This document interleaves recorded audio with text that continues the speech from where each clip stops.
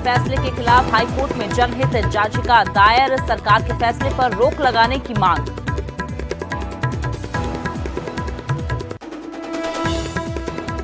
Unlock की ओर बढ़ा हिमाचल, देवभूमि आने के लिए आरटीपीसीआर टेस्ट की नहीं अब जरूरत, बस चलाने को मिली मंजूरी, शाम 5 बजे तक खुलेंगी दुकानें। पंजाब में अकाली दल और बीएसपी के बीच हो सकता है गठबंधन, सुखबीर बादल करेंगे सतीश मिश्रा से मुलाकात, दलित वोट बैंक पर दोनों पार्टियों की नजर। 2022 चुनाव के लिए बीजेपी का बड़ा ऐलान, पंजाब प्रभारी दुष्यंत गौतम बोले सभी 117 सीटों पर लड़ेगी पार्टी। वीरभद्र सिंह की सेहत में सुधार, ट्वीट कर कहा मां भीमा काली के आशीर्वाद और डॉक्टर्स की देखरेख में स्वस्थ हूं, पत्नी भी है कोरोना पॉजिटिव। और हरियाणा 10वीं बोर्ड का रिजल्ट जारी, कोरोना काल में 100% रहा रिजल्ट, इंटरनल असेसमेंट और प्रैक्टिकल के आधार पर मिले नंबर।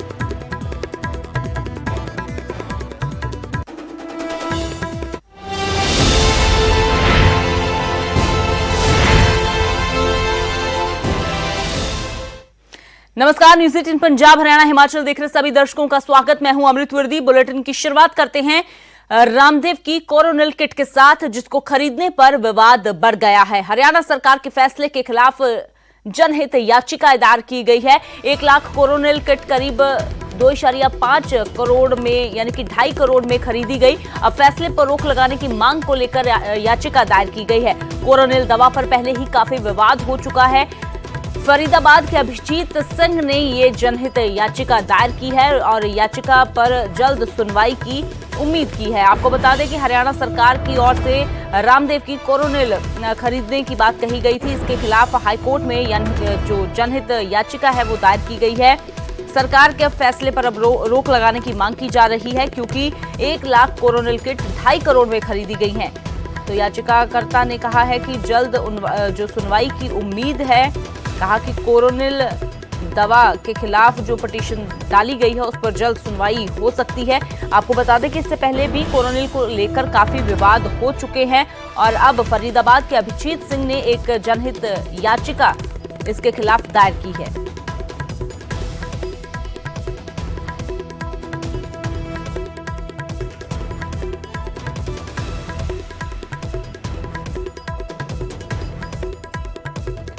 और अब बात करते हैं देवभूमि हिमाचल की, जो अनलॉक की ओर बढ़ने लगी है। कोरोना के मामले घटने के बाद कोरोना कर्फ्यू में कई रियायतें दी गई हैं। सोमवार यानी कि 14 जून से सरकारी दफ्तरों में 50% कर्मचारी आएंगे। अभी तक 30% कर्मचारी ही दफ्तरों में आ रहे थे। प्रदेश में मंदिर अभी भी बंद रहेंगे। शादी समारोह के लिए बंदिशें जारी रहेंगी। 20 लोग ही शादी में शामिल हो सकेंगे। बाहरी राज्यों से हिमाचल आने के लिए अब आरटीपीसीआर टेस्ट की जरूरत खत्म कर दी गई है, लेकिन ई पास अनिवार्य रहेगा। शैक्षणिक संस्थान आगामी आदेशों तक बंद रहेंगे और साथ ही इंटरस्टेट बसें चलाने का जो फैसला है वो लिया गया है, क्योंकि लगातार ये मांग भी की जा रही थी कि ट्रांसपोर्टेशन जो है उसको शुरू किया जाए। तो 50% कैपेसिटी के साथ बसें चलेंगी। बसें चलाने को मंजूरी मिल चुकी है।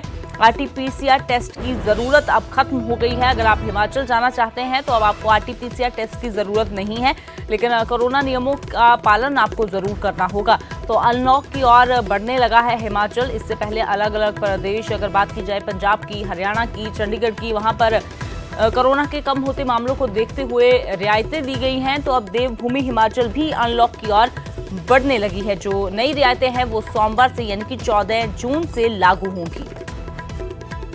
बंद रहेंगे, जो पुरानी बाकी रिस्ट्रिक्शन है वो बंद रहेंगे।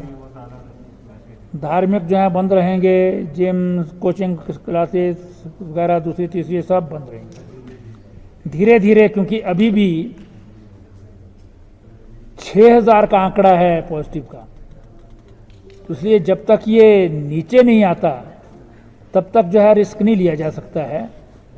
इसलिए धीरे धीरे जो है वो जो प्रोटोकॉल भी है इसका, उसमें भी एकदम से जो है वो आप अनलॉक नहीं कर सकते हैं। धीरे धीरे जो है उसको करेंगे और उसको देख करके जो है वो जैसे जैसे सिचुएशन ठीक होती जाएगी वैसे वैसे जो है वो। तो फिलहाल सीधा रुख करते हैं, रणबीर हमारे सहयोगी शिमला से जुड़े हुए हैं। तो रणबीर, हालांकि बहुत ज्यादा रियायतें तो नहीं दी गई हैं, लेकिन अनलॉक की ओर जरूर बढ़ना शुरू हो गया है हिमाचल। तो फिलहाल क्या कुछ जानकारी?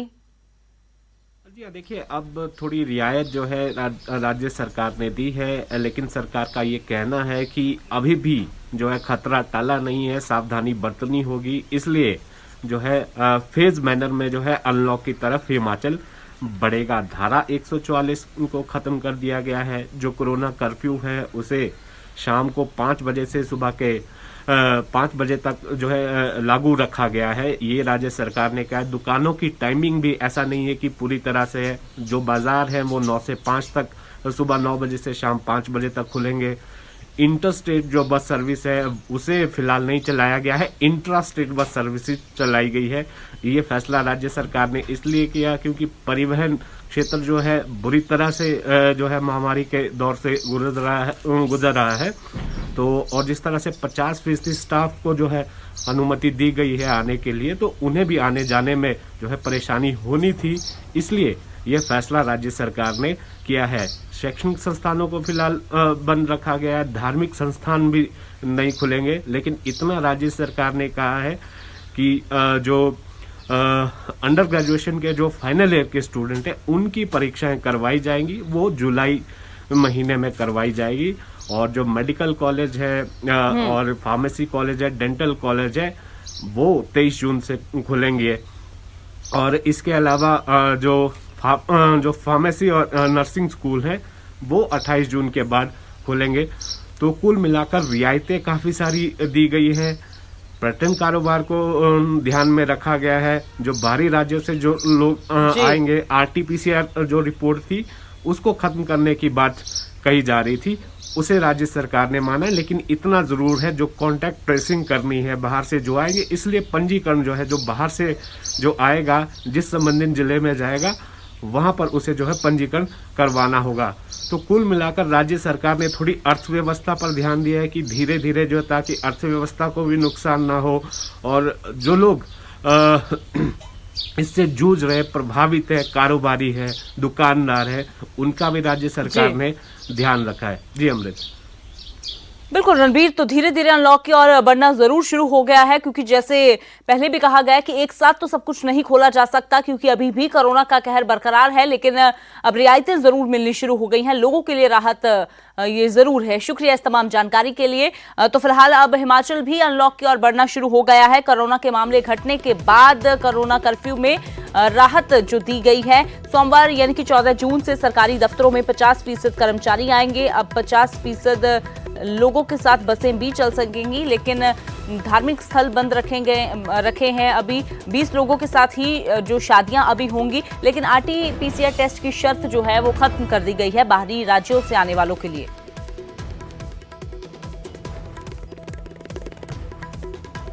और अब बात करते हैं हिमाचल के 6 बार के CM रहे वीरभद्र सिंह की, जो फिर से कोरोना पॉजिटिव पाए गए हैं। वीरभद्र दूसरी बार कोरोना संक्रमित पाए गए हैं, हालांकि उनकी सेहत ठीक है।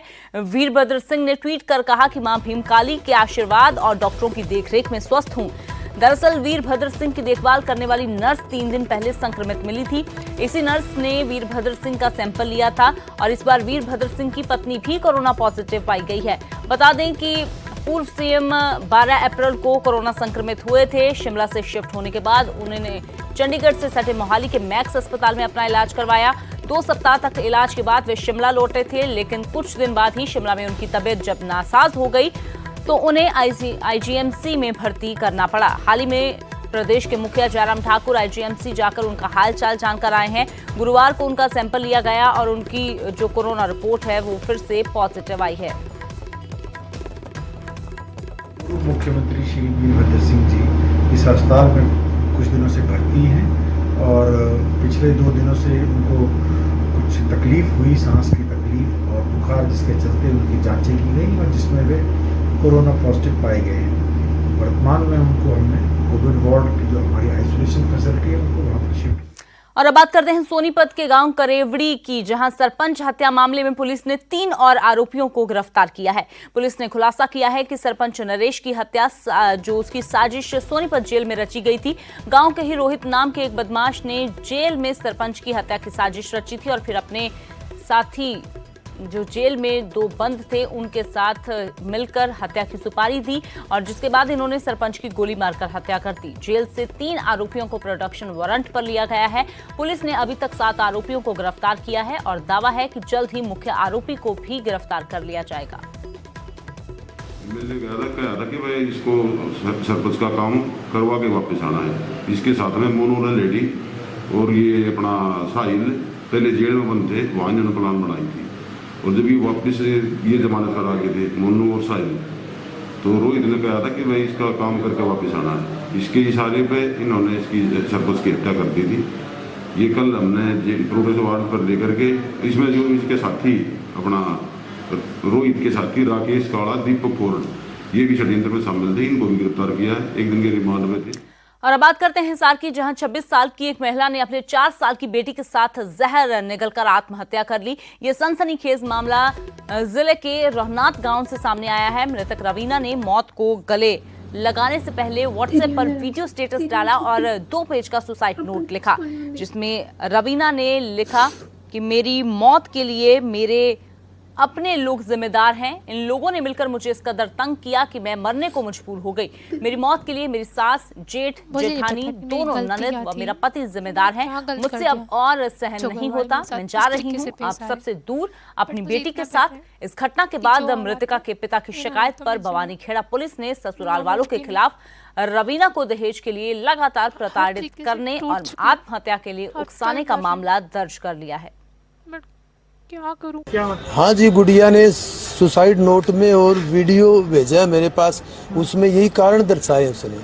क्या कहा है उसमें? उसने अपनी सास, अपने जेठ जेठानी और 2 ननद है और पति, इनका नाम लिया है।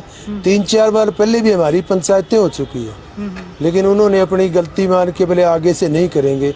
अभी कुछ दिन पहले ये वो बात हुई थी।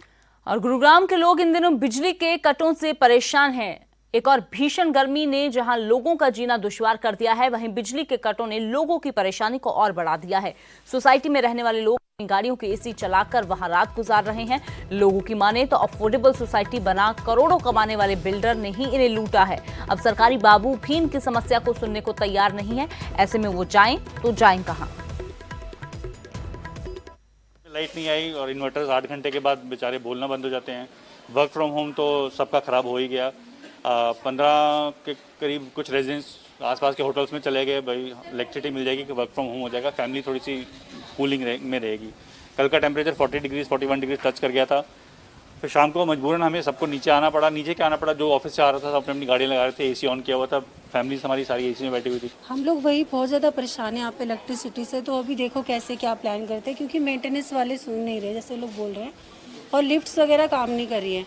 मैं खुद प्रेग्नेंट हूँ, मुझे बहुत ज़्यादा प्रॉब्लम हो रही है। तो एक तरफ गर्मी का कहर जारी है तो दूसरी ओर लोग बिजली के कटों से परेशान हैं। खबर हिमाचल के ऊना से है। बढ़ते बिजली कटों ने यहां के निवासियों की परेशानियों को और भी बढ़ा दिया है।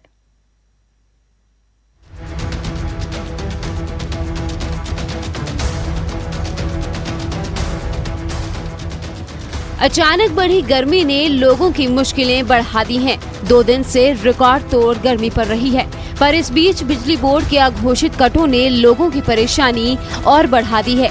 मंगलवार की रात जिले के कई इलाकों में रात भर ब्लैकआउट रहा, तो बुधवार को भी पूरा दिन बिजली के कट का खेल जारी रहा। गुरुवार सुबह 6 से 10 बजे तक बिजली गुल रही, जिसके कारण बिजली बोर्ड के खिलाफ लोगों में खासी नाराजगी है। लोगों ने जल्द इस समस्या के हल की मांग की है। बहुत मुश्किल है जी, लाइट का कट बहुत लग रहा है। परसों सारी रात लाइट नहीं थी, आज सुबह 5 बजे चली गई लाइट। डेली कट लग रहा है जी, गर्मी बहुत है, लाइट आनी चाहिए जी। अब तो बिजली विभाग से क्या मांग रहे हैं? बस यही है कि लाइट की सुविधा होनी चाहिए, और क्या मांगना जी हम लोगों ने। वहीं बिजली बोर्ड के अफसर बिजली कट को तकनीकी कारण बता रहे हैं। हालांकि बिजली बोर्ड दावा कर रहा है कि समस्या को जल्द हल कर लिया जाएगा। पर साथ ही अफसरों ने लोगों से भी अपील की है कि वो बिना बताए बिजली का लोड न बढ़ाएं, ताकि बिजली की सप्लाई निर्विघ्न हो सके। 9 तारीख में ऐसा हुआ कि 132 kV का जो स्विच यार्ड था वहाँ पे हमारे सीटी डैमेज हो गया किन कमर का, उसकी वजह से रात को 9:30 बजे, तो वो रात को हमें वो रिप्लेस करना पड़ा। हम उसको रिप्लेस करते करते 3:30 बजे हमने सप्लाई रिस्टोर कर दी।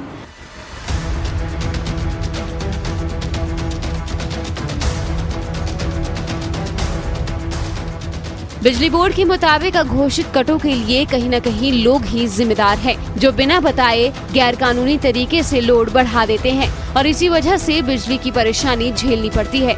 हालांकि बिजली के कटों की परेशानी को बिजली बोर्ड ने जल्द हल करने का दावा किया है। ऊना से अमित शर्मा के साथ ब्यूरो रिपोर्ट, न्यूज़ 18। और अब आपको बदले मौसम की कुछ तस्वीरें दिखाते हैं, जिन्हें देखने के बाद खुद अंदाजा लगाइए कि ये कितनी राहत है और कितनी आफत।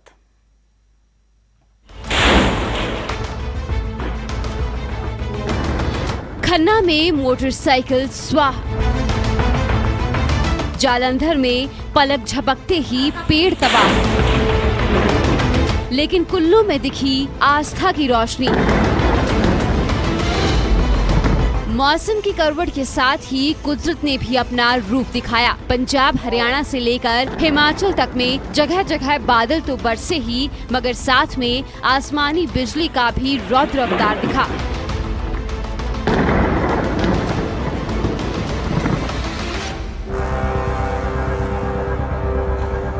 खन्ना में ये आग की लपटें एक मोटरसाइकिल से निकल रही हैं और इसकी वजह कोई तकनीकी खामी नहीं, बल्कि आसमान से गिरी बिजली है।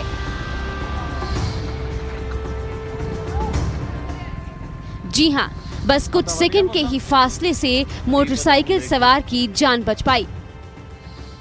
ਵੀਰ ਜੀ ਮੇਰੇ ਡੈਡੀ ਸੀਗੇ ਚਕੋਹੀ ਤੋਂ ਆ ਰਹੇ ਸੀਗੇ ਜੀ, ਤੇ ਆਂਦੇ ਹੋਏ ਇਹਨਾਂ ਨੂੰ ਬਿਜਲੀ ਪੈ ਗਈ ਉੱਪਰੋਂ, ਸਿਰ ਦੇ ਵਿੱਚ ਲੱਗ ਕੇ ਤੇਲ ਵਾਲੀ ਟੈਂਕੀ ਤੇ ਲੱਗ ਗਈ ਬਿਜਲੀ। ਉਹ ਤੇਲ ਵਾਲੀ ਟੈਂਕੀ ਤੇ ਲੱਗਣ ਕਾਰਨ ਬਲਾਸਟ ਹੋ ਗਿਆ। ਉਹਦੇ ਪਿੰਡ ਦੇ ਮੁੰਡੇ ਬੈਠੇ ਸੀ, ਉਹਨਾਂ ਨੇ ਬਚਾ ਲਿਆ, ਯਾਨੀ ਕਿ ਨੀਚੋਂ ਕੱਢ ਲਿਆ। वीरवार देर शाम से ही बिजली की तड़तड़ाहट शुरू हो चुकी थी, इसलिए जालंधर के गुरु नानकपुरा में एक शख्स को लगा कि वो इसे कैमरे में कैद कर ले, लेकिन बिजली गिरने का नजारा उसकी कल्पनाओं से भी डरावना निकला। चंद कदमों की दूरी पर आसमानी बिजली ने एक दरख्त को तबाह कर दिया। कैमरा ऑन था, इसलिए ये सब उसमें कैद होता चला गया। एकदम ही बहुत जोरदार धमाका होया इत्थे, जिस तो असी देखा ते पेड़ ते बिजली बहुत जबरदस्त डिगी।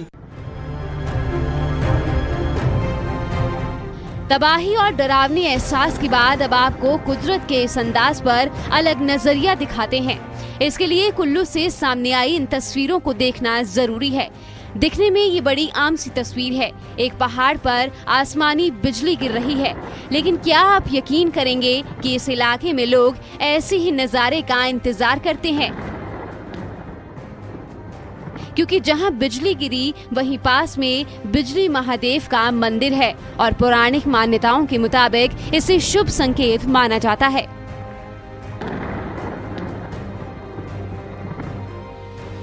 कुल्लू में तो लोगों की मुराद पूरी हो गई, लेकिन पटियाला में ये बदला मौसम एक परिवार पर मातम बनकर टूटा। तेज बारिश और तूफान की वजह से घनौर में एक झोंपड़ी पर दीवार जा गिरी और 4 लोगों की जान चली गई। इस दर्दनाक हादसे में जान गंवाने वालों में 2 मासूम भी शामिल हैं। कसूर तो उसका भी है और हवा के भी कसूर है। अच्छा, तो कितने फुट में कितनी झुकी थी? 500-600 फुट एरिया है। कितने फुट एरिया में? 1-2-3 चाकू जी। ये किराया लेते हैं यहाँ पे रहने का? हाँ, किराया लेते हैं। कितना किराया लेते हैं? 700। कितनी झुकी है अंदर?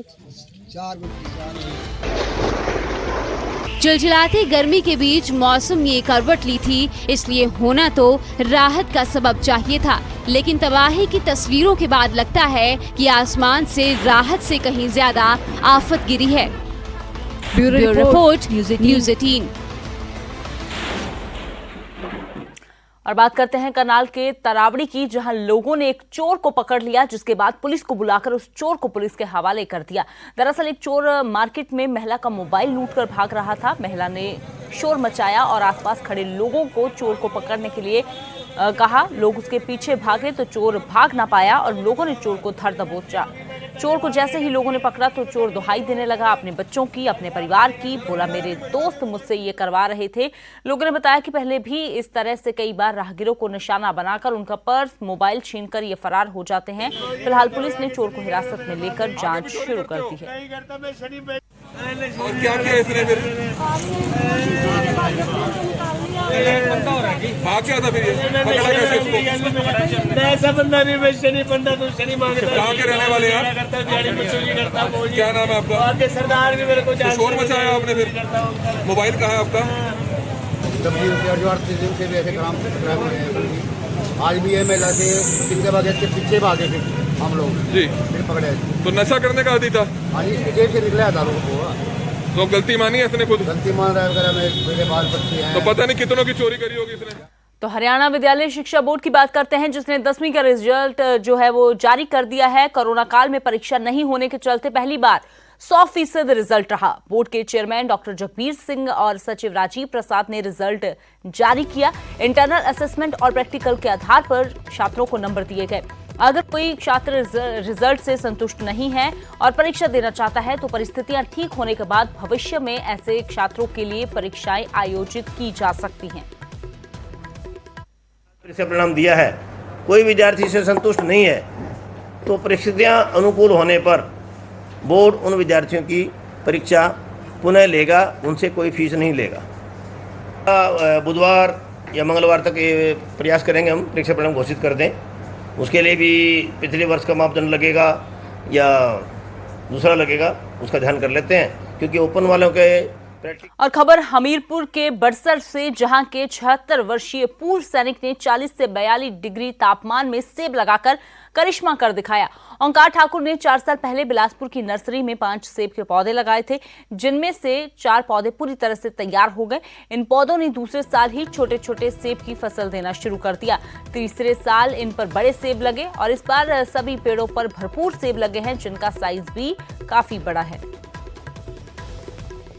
मेरे दिल में पहले से ही बागवानी या फ्रूट वगैरह लगाने का शौक था, तो उसके अनुसार फिर मैंने अब ये 4 साल पहले लगाए हैं और इसकी नर्सरी में ददोल से लाया था।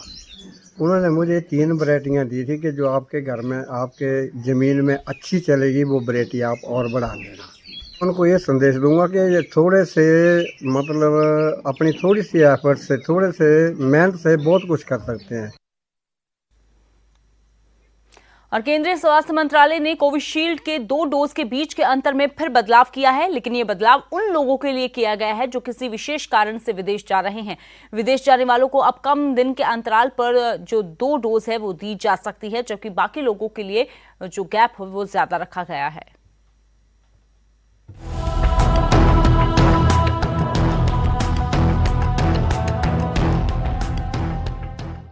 कोरोना काल में उन लोगों का तनाव थोड़ा कम हो गया जिन्हें विदेश जाना है,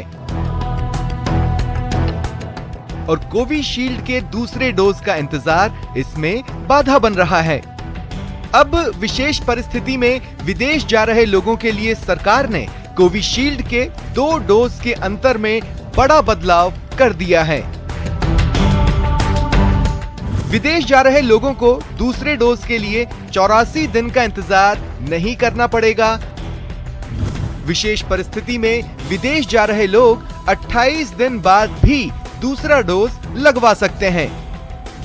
ये नई गाइडलाइन पढ़ाई, रोजगार या ओलंपिक टीम के हिस्से के तौर पर विदेश यात्रा करने वालों के लिए है। ये सुविधा 18 साल से ऊपर के उन लोगों के लिए है जो 31 अगस्त तक विदेश जाना चाहते हैं। केंद्र ने इसके लिए राज्यों को अधिकारी नियुक्त करने को कहा है जो पूरी व्यवस्था देखेंगे।